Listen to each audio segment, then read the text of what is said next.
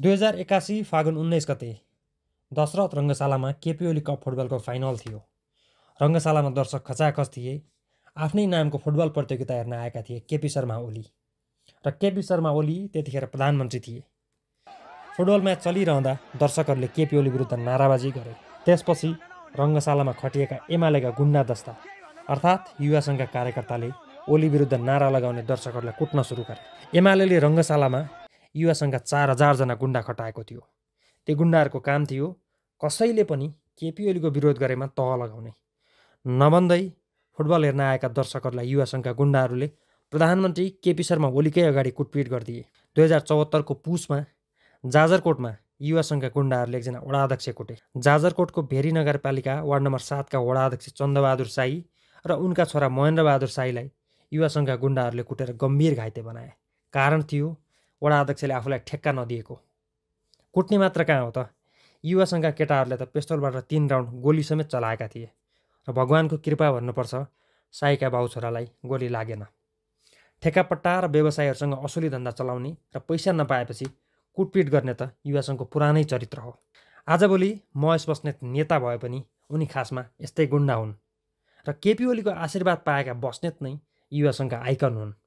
युवा सङ्घबाट उदाएका एमाले नेता परशुराम बस्नेतको निर्देशनमा 2079 मा औषधि व्यवसायीलाई किडन्याप गरेर कुटपिट गरिएको थियो। र युवा सङ्घका गुन्डाहरूले किडन्याप गरेका ती औषधि व्यवसायीको त प्रहरीले नै उद्धार गर्नु परेको थियो। 2082 को वैशाखमा चितवनको भरतपुर स्थित विद्युत वितरण केन्द्रको डिजिटल बोर्ड ह्याक भयो। बोर्ड ह्याक गर्नेहरूले बोर्डमा केपी ओली विरोधी नारा लेखिदिए। त्यसपछि त के थियो र, एमालेको गुन्डा जस्ता युवा सङ्घका गुन्डाहरू आएर विद्युत प्राधिकरणको अफिस तोडफोड गरे। त्यो अफिसका कार्यालय प्रमुख रामु श्रेष्ठमाथि कुटपिट गरे। डिजिटल बोर्ड कसले ह्याक गर्यो भनेर खोज्नुको सट्टा एमालेको गुन्डा दस्ताले सरकारी कार्यालय तोडफोड गर्यो। कार्यालयका कर्मचारीहरूमाथि कुटपिट सुरु गर्यो। एमालेको गुन्डा दस्ताका नाइके महेश बस्नेत विरुद्ध त साइबर ब्युरोदेखि अपहरणसम्मका उजुरी छन्।